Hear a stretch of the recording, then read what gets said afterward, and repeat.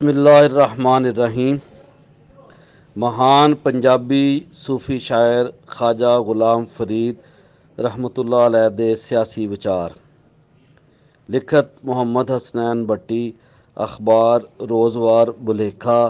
तारीख 7 फरवरी 2022 सोमवार। इस मजमून विच ख्वाजा गुलाम फरीद के सियासी विचारों के हवाले नाल रोशनी पाई गई है तो लोगों को दस्या गया है कि ख्वाजा साहब ने किस तरह गल की कि अपने मुल्क को आप वसा तू पुट अंग्रेज़ी थाने।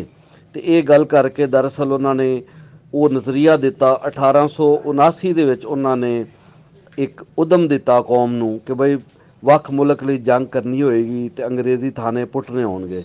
अगे चल के ये नज़रिया तहरीक पाकिस्तान की बुनियाद बन गया तो पाकिस्तान का वजूद अमल में आ गया।